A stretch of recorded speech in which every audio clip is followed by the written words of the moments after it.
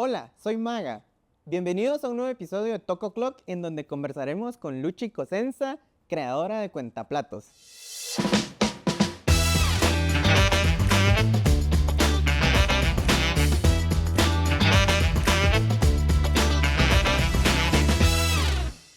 Bienvenida Luchi, gracias por acompañarnos en otra edición de Toco Clock. En otra, literalmente otra.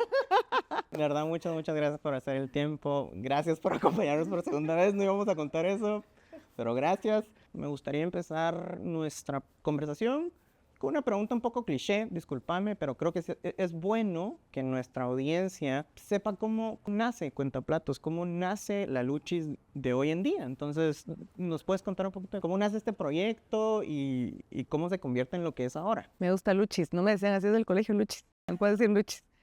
Cuentaplatos nació hace 9 años. La verdad es de que surgió a través de mi depresión. Me diagnosticaron con depresión y fue lo mejor que me pudo pasar porque en ese momento como que toqué fondo y empecé a reconectar conmigo, con quien siempre he sido, pero desde adentro, como que yo toda mi vida fui súper insegura, crecí sin mi papá y tuve como que todos estos miedos que me hacían tomar decisiones desde mi inseguridad. Entonces cuando me diagnosticaron con depresión empecé como a conectar con el amor propio, a buscar salud mental, porque cuando nos enfermamos buscamos salud y empecé a pintar porque siempre me ha gustado pintar, siempre me ha gustado la creatividad, la inspiración y fue como decir, ok, voy a pintar para ver cómo me siento. Todo lo hice inspirado en Frida Kahlo, que decía que era la persona que más pintaba porque era quien más conocía. Yo decía, nunca me he pintado, no me conozco. Y así empecé a pintar y Cuentaplatos surgió porque tenía unos platos en mi casa y dije, bueno, quiero ir a participar en una exposición de arte. Y tenía los platos y pinté uno y fue como que yo dije, a la gran, qué cool sería tener en mi casa estos platos o que las personas tuvieran platos como personalizados, pero realmente nunca fue como una idea de negocio porque yo no sabía ni qué era emprendimiento, ni sacar costos, o sea, yo pinté con unos marcadores permanentes y así fue evolucionando y pues ya 9 años después, este es mi 10º año, ya es una empresa pues formal con empleados y ahí va creciendo.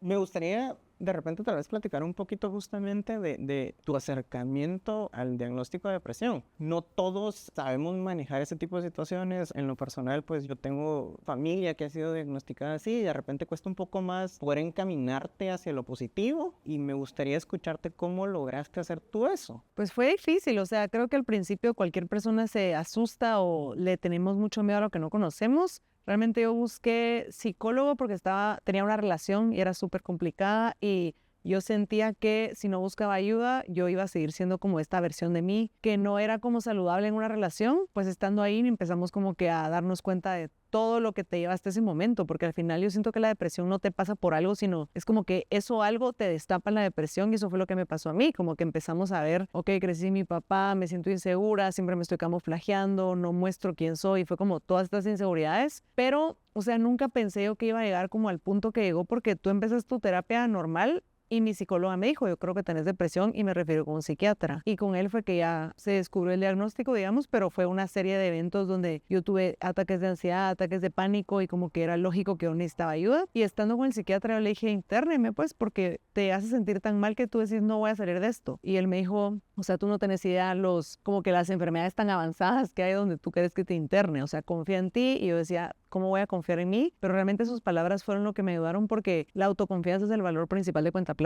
O sea, confiar en mí, en que yo soy capaz de hacer las cosas, de crear un producto, de crear un taller. Y siempre me recuerdo de él, no me recuerdo su nombre y creo que lo veo en la calle y no me acuerdo de él porque obviamente estaba enferma, pero sí me cambió la vida. O sea, me ayudó a decir, es cierto, yo puedo confiar en mí. Y fue lo mejor que me pudo haber pasado porque sí, tuve pensamientos suicidas, la pasé súper mal, pero cuando tocas tanto fondo no te queda otra literalmente que ir hacia arriba y eso fue lo que a mí me pasó, pues empezar a descubrir por qué no soy yo, por qué tengo tanto miedo, por qué soy insegura y empezar a irme hacia arriba, pues entonces sí fue difícil porque mi familia la pasó súper mal y tomó años como que perdonar esos momentos cuando yo tenía crisis o yo perdonarlos a ellos, pero siempre es necesario un quiebre si tú no vas en el camino hacia ti. Me gusta cómo mencionas varios puntos que creo que son importantes. Quizás ahora en día es un poco más común escuchar esto, ¿verdad? Porque ahora existen muchos movimientos de salud integral. Nosotros en Telos International, la verdad que ofrecemos muchas herramientas para nuestro equipo para que tengan una salud integral, ¿verdad? O sea, no solo nos enfocamos en seguro médico, en doctor en cada una de nuestras instalaciones, sino que también ahora hemos desarrollado diferentes proyectos, grupos que se enfocan en la salud mental y que ayudan a gente pues que de repente tiene este tipo de cuadros clínicos. Ahora, lo que quería resaltar es, porque no lo pensamos mucho y sobre todo en nuestra sociedad, ¿verdad? No pensamos en que realmente buscar ayuda profesional es importante, aunque lo hacemos para todo lo demás, ¿verdad? O sea, me lastimo, voy con un traumatólogo, me duele el estómago y voy con un doctor. Entonces, ¿qué te motivó a ti a decir, bueno, sí, así como cuido otras partes de mi cuerpo, también voy a hacer esto, güey? ¿Alguna amiga, algún familiar, lo viste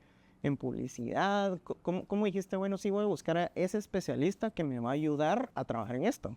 Yo creo que no fue así, fue más bien porque yo crecí toda mi vida con mi mamá yendo a psicólogos, como que era muy normal en mi casa, yo no iba, pero pues sí, mi mamá iba a grupos, mis abuelitos a grupos de apoyo, como que era normal pedir ayuda, pero no fue que yo dijera, ay, me va a ayudar a estar bien, o sea, solo yo me sentía muy mal en mi relación y yo sabía que era por mis carencias, como que para mí el haber crecido sin mi papá me marcó demasiado y yo siempre pensaba como esto es lo que es como mi sombra y me está afectando y yo llegué a un punto donde dije, si no voy con alguien, como que mi relación se va a terminar. Ese fue mi único fin. O sea, yo ni siquiera pensaba en mí, pensaba en mi relación, lo cual pasa un montón porque constantemente estamos pensando en la otra persona. Y eso fue como que lo que me ayudó a mí, porque estando ahí fue donde era obvio que mi problema no era la otra persona ni la relación, sino ni siquiera había un problema, sino había muchas cosas que sanar. Pero por eso fue que yo hice cuentaplatos, porque yo cuando me diagnosticaron con depresión, tuve los ataques de ansiedad, empecé a tomar antidepresivos, las personas no sabían. Y yo sentía que era como que un secreto que yo no podía decir, hasta que un día dije, ya no aguanto más y puse como que, hey, tengo depresión, esto me está pasando. Y un montón de gente me escribió como, yo me siento igual, ayúdame por favor. Y yo dije, no puede ser que no exista un espacio donde se hable más de esto. Y no había, o sea, para mí como una persona que estaba padeciendo depresión, no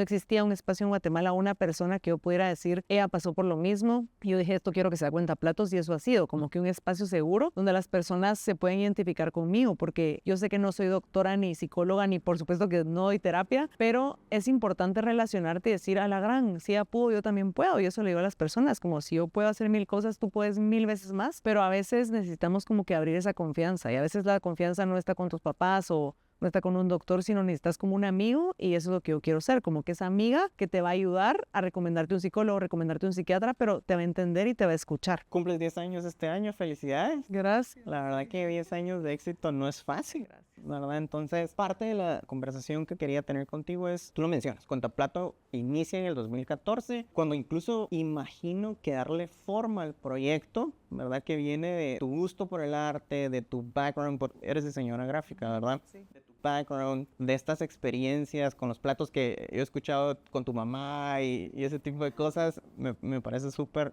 interesante cómo lograste mezclar ambos mundos. Quizás obtener información para poder ponerla afuera, ¿verdad? Porque justo en el 2014, como te comento, no se escuchaba mucho de wellness. Entonces, ¿cómo lograste integrar estos dos mundos de los platos, del arte y aparte de eso, información útil para la gente que te iba a leer? O sea, me imagino que hubo un reto ahí. ¿Cómo lo venciste? Y cómo hoy en día, 10 años después, has logrado mantener eso, pues, porque cuesta mantener de repente esa esencia. ¿Cómo lo has hecho tú? Pues fíjate que no fue un reto porque mi mente es así. O sea, a mí me encanta el surrealismo, me encanta mezclar y siempre he dicho que Cuentaplatos es como mezcla de contar historias y pintar porcelana y está como mi propósito que es la salud mental y el amor propio.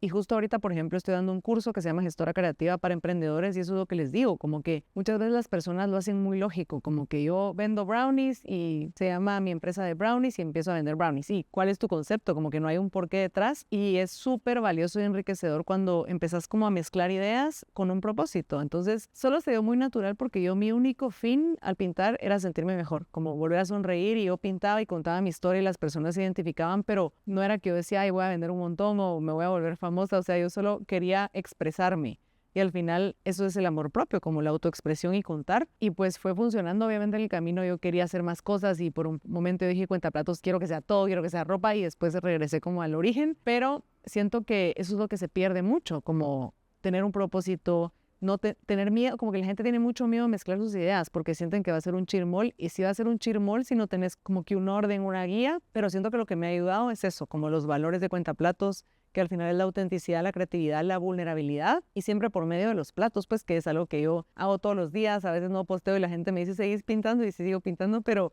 es porque de ahí nació con una historia. Entonces, cuando tú vas como encontrando qué te mueve, qué te gusta y vas como juntando las piezas, es mucho más valioso que decir yo cocino y voy a cocinar. O sea, cualquiera puede cocinar, pero tú tenés algo único y siento que eso es lo que la gente desperdicia y eso es lo que a mí me apasiona, como cuáles son mis valores, cuáles son como que lo que me mueve todo el tiempo y unirlo y comunicarlo sin miedo, que pues al final a veces lo vas a hacer con miedo, pero al menos intentarlo. Y hablando de miedo, en emprendimiento siempre va a existir el miedo, ¿verdad? Es algo que es primera vez que lo haces, no existe una fórmula secreta del éxito. Como te digo, tienes 10 años de éxito, pero me imagino que esos 10 años también has tenido de repente proyectos que no se dieron como tú querías, que no fueron tan exitosos como te hubiesen gustado, o que de repente en la evolución del proyecto dices, no, la verdad que prefiero regresar a esto. Entonces, creo que es importante, sobre todo para la gente que nos está escuchando, muchos tenemos ideas, como tú lo comentas, pero a muchos nos da miedo hacerle caso a esas ideas. Y a veces existe mucha gente muy creativa que tiene tantas ideas que cree que no son buenas porque tienen tantas. Entonces, ¿qué sugerencia harías tú para poder enfocarte, para perder ese miedo de, ok, no funcionó, aprendo,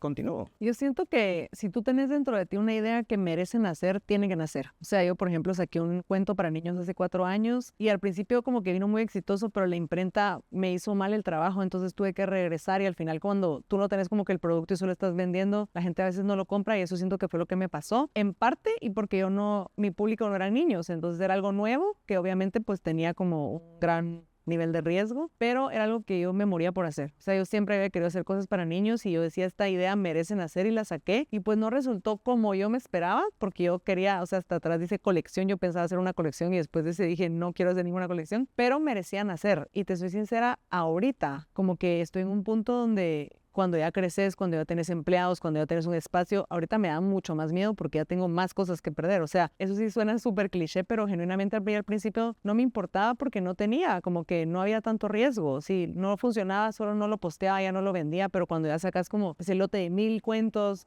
ahorita que tengo que hacer cosas como que con mis empleados, me asusta más. Y sí, la pienso más. Igual las hago porque mi forma de ser es como que me encanta aventarme, pero, o sea, nunca quiero arrepentirme de decir, qué chafa que no lo intenté. Incluso ahorita tengo un kiosco en Oakland Mall que cabal ahorita voy a cerrar porque solo no funcionó como yo esperaba. Y me emociona un montón haberlo hecho porque lo di todo, ¿sabes? Como que mandé a hacer el mueble, mandé a hacer los empaques y por eso hoy me tengo que ir corriendo porque la chava está enferma y tengo que ir. O sea, no puedo decir no voy. Como que esas cosas antes a mí no me pasaban, pero lo di todo. Entonces al final es súper rico quedarte con la sensación de, pues no funcionó, pero no por mí, sino por otras cosas. Y no es que no funcione, solo no es lo que necesitas ahorita. Pero me dolería más decir, a la gran no lo intenté por miedo. Y al final algo que a mí me gusta mucho es recordar cuando yo estuve con depresión y me quería morir. Cuando estás así, solo querés vivir siempre. O sea, cuando llegas a tener pensamientos de morirte, se te abre la mente a decir literalmente solo hay una vida. Y cuando yo regreso a eso, digo, ¿qué estoy haciendo? O sea, ¿por qué estoy perdiendo el tiempo? ¿Por qué estoy asustada? Y obviamente me abrumo, pero todos nos vamos a morir. Y estamos como que constantemente, como que tuviéramos 100,000 vidas. Entonces es como pensar mejor arrepentirte de a la gran hubiera dado más, a decir no hice nada por miedo, pues. Entonces, ¿cómo resumirías? ¿Darlo todo? ¿Trabajar duro? Yo resumiría con conectar con las ideas que merecen nacer, porque siempre van a haber ideas que no y que tal vez te mueven por tu ego, porque pensar que vas a vender mucho y el dinero es un resultado de tu buen trabajo, pero hay ideas que quieren nacer y que tú te apasionan, pues entonces inténtalas. O sea, no tenés que hacer 100,000 libros, pero puedes solo intentar. Intentar requiere, aunque sea escribirlo. Hay gente que ni lo escribe porque dice, esto no va a vender, no va a funcionar, que no todo tiene que vender. Pero si te mueve, sí necesitan hacer. De ahí no quedarte con las ganas. O sea, si lo vas a hacer, intentarlo con todo para que después no te quede la cosa de, la gran no lo di. O sea, lo diste, pero ya no dependía de ti. Y de ahí, pues sí, como que el miedo al final igual siempre va a estar, ¿sabes? O sea, si tú quieres crecer, que es muy loco que la gente dice, no lo quiero hacer porque me da miedo no vender. Vender un montón da un montón de miedo. Entonces, si el miedo te va a acompañar siempre, mejor abrazarlo y hacerlo, pues. Exacto, creo que el miedo es bueno porque eso quiere decir que es algo grande y por eso crees que no tienes la capacidad. Hay que seguir esas ideas porque por eso existe el miedo. Me encanta tu frase, soy más arte que persona. Me gustaría que desarrolles un poquito más de eso. A la gran esa empezó, vamos a ver, en el 2016 creo que fue que empecé una beca de Obama para emprendedores de Latinoamérica y el Caribe y me junté con mi amiga, bueno, era una conocida, ella me dijo como que, qué valiente, que querés vivir del arte, como qué difícil es vivir del arte. Yo le dije como que es que yo no vivo del arte, yo vivo a través del arte y ahí fue cuando empecé a conectar que a mí me encanta el arte, ¿sabes? Es lo que me mueve, como que la autoconfianza es el valor más importante de cuentaplatos y la creatividad de mi vida. O sea, a mí me encanta ser creativa en todo, pues en mi casa, en las cosas que hago, en lo que uso. Y siento que cuando conectas con lo que te apasiona todo el tiempo es más fácil. Obviamente no es que siempre fluya, pero cuando recuerdo que yo soy arte, lo hago en todo. Entonces trato como que de expresarme, me encanta, como te dije, el surrealismo, siempre estoy pensando en collages, en cosas. Ahorita ya llevo como un año que pienso en una máquina de escribir y solo quiero como que imprimir cosas, no imprimir, sino, ya sabes, como que... Ajá.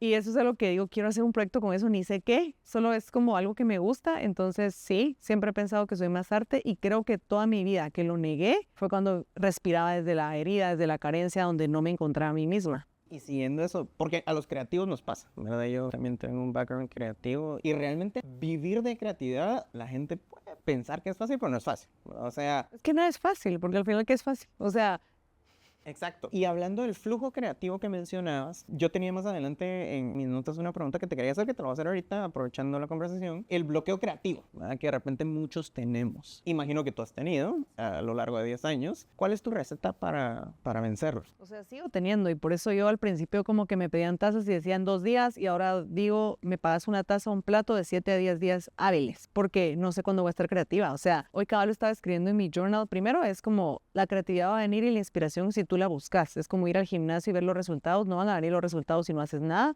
Yo todos los días escribo, todos los días leo, aunque sea un poquito, pero escribo todos los días y siento que eso abre la puerta a que la inspiración entre. Pero es estar constantemente alimentándola. O sea, yo siento que todos somos creativos, pero habemos personas que todos los días ponemos en práctica la creatividad y habemos personas que no, como en el gimnasio.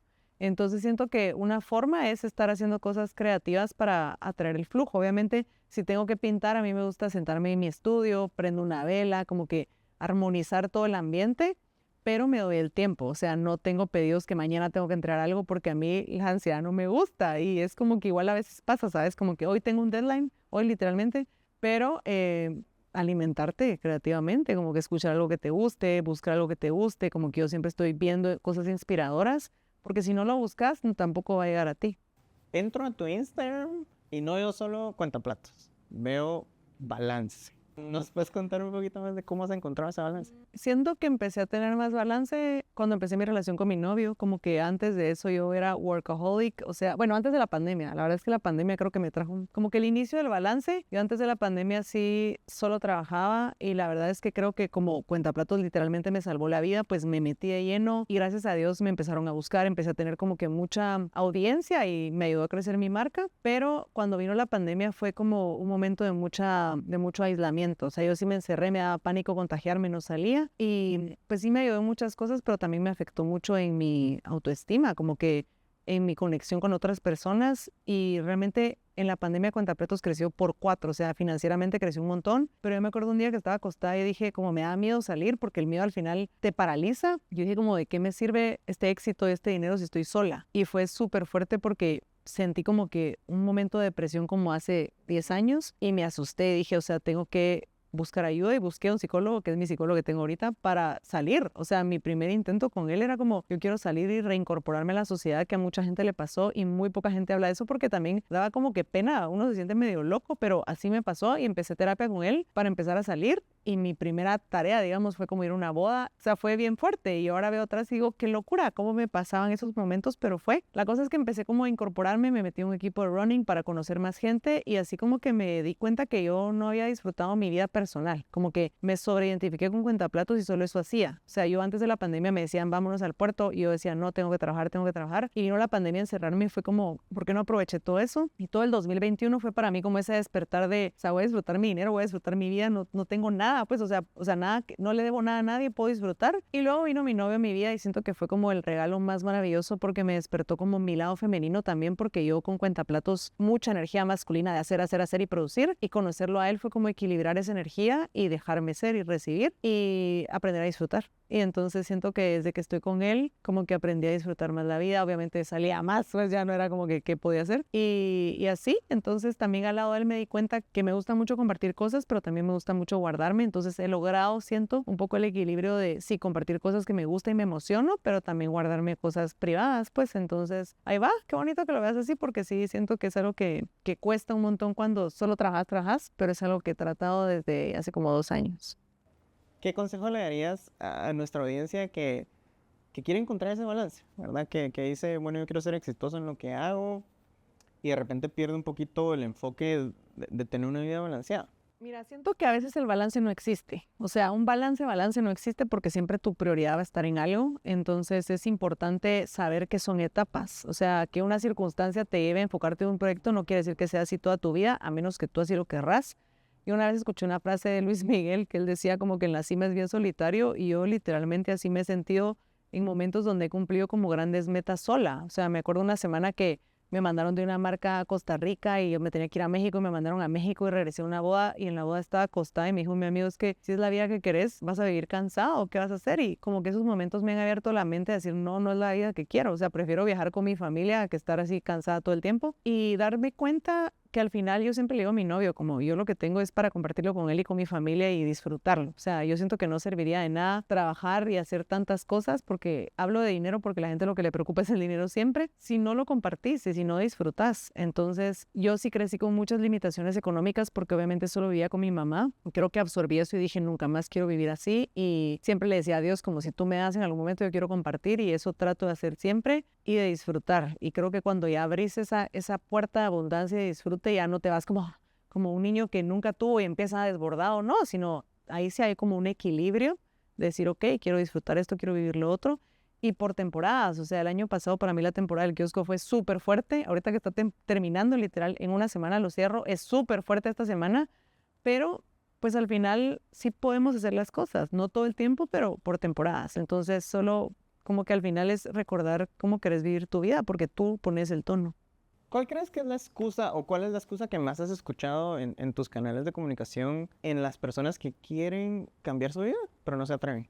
El miedo. Siento que siempre es el miedo, igual el miedo, pero también la resistencia, porque genuinamente, como te decía antes, nada es fácil. O sea, incluso estar en una relación, ¿sabes? Como que yo siempre hablo eso con mi novio y veo a tantas chicas que me siguen y me dicen como que, no estoy desesperada, quiero una pareja. Yo digo, o sea, una pareja es algo valioso y tiene que ser alguien que te pueda sostener y tú poderlo sostener. O sea, es ser un equipo y a veces uno lo toma por sentado con cualquier persona y genuinamente no es así. Incluso a mí me pasaba y cabal ayer le comentaba que a veces de mi desesperación y mis carencias veía a alguien y decía, Lara, tal vez podemos formar algo y ni siquiera lo conocía y ahora digo, o sea, nada que ver. Pero es esa resistencia a hacer tú los cambios también, porque yo antes de conocer a mi novio hice terapia un año entero. Yo llevo ahorita 4 años terapia semanal, porque siempre te ayuda como a ajustarte tu cabeza y me ayudó mucho prepararme antes de conocerlo, sin yo saber que lo iba a conocer, pues porque uno nunca sabe y lo mismo es con un trabajo y lo mismo es con cualquier cosa. O sea, yo conozco personas que quieren imprimir un libro y me dicen cuánto cuesta y ni lo han escrito, o quieren irse a estudiar su maestría y no saben inglés. Entonces, hay tantas cosas que puedes hacer, pero esa resistencia a hacerlas es decir, pero igual ni me darían la beca. ¿Para qué estudio si ni me la darían? O sea, ¿no sabes? Entonces siento que es la resistencia, también que a veces somos muy mediocres y creo que toma mucho esfuerzo buscar la excelencia y el miedo. Pero el miedo siempre va a estar, ¿sabes? Como que hoy hablaba yo con mi asistente que estamos preparando unos kits, como que ahorita lo del kiosco para mí fue una inversión tan grande y me da mucho orgullo que todo fue de cuentaplatos, o sea, no pedí ningún préstamo ni nada.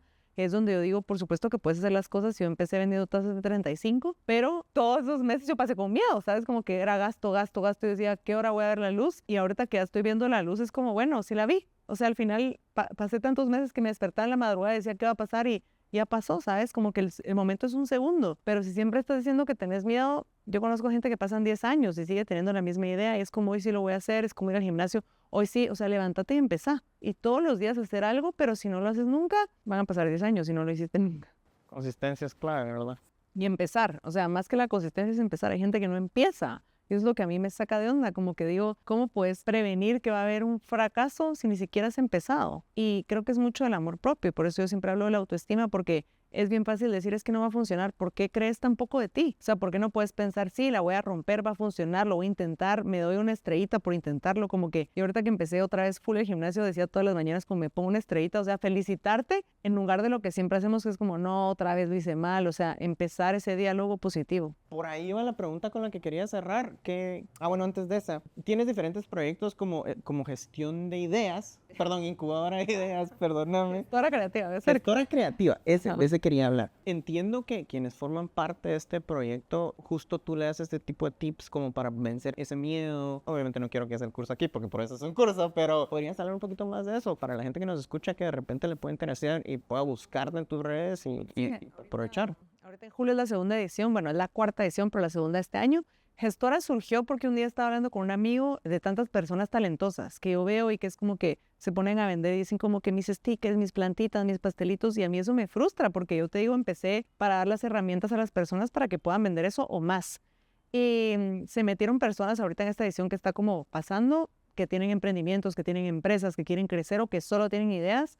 Y la idea es pulirte en el curso con cosas, por ejemplo, crear un concepto, que a veces las personas dicen, yo vendo pasteles, pero ¿cuál es tu concepto? ¿Cuál es tu eslogan? O sea, ¿por qué vendes pasteles? ¿Qué te mueve? Y es como, porque sé cocinar. O sea, tiene que ser más profundo que eso porque pasteles pueden vender muchas personas. O dicen como, yo vendo el mejor pastel del mundo, pero es el mejor pastel, es la mejor calidad, o le gusta a tu abuelita, pues como que es de repensar todas estas cosas y realmente comprometerte a crear la mejor experiencia para tu cliente, porque yo lo que valoro mucho es que me pagan. O sea, yo digo, la gente está invirtiendo en mí. Y a veces uno lo toma por sentado, es como, sí voy a cobrar. Sí, pero ¿qué vas a dar a cambio? Entonces de eso se trata, son 6 semanas. También hay 3 expertos que comparten sobre redes sociales, sobre branding, sobre crear comunidad. Y pues yo durante esas semanas estoy como dando toda mi expertise que me ha ayudado para crear Cuenta Platos. Luchi, quizás para cerrar me gustaría preguntarte qué mensaje le dejarías a nuestra audiencia. Pues me gustaría dejarles que pues espero que esto los inspire a creer en ustedes, a realmente conectar con su autenticidad, porque al final esa es como la clave del éxito, conectar con quien tú eres y decir desde mí, yo voy a crear algo invaluable porque literalmente no hay nadie como tú en el mundo. Así que espero que los haya inspirado, que sepan que tienen todo el potencial para crear lo que quieran y ser súper exitosos, pero no va a pasar si no se atreven. Así que empiecen. Muchísimas gracias.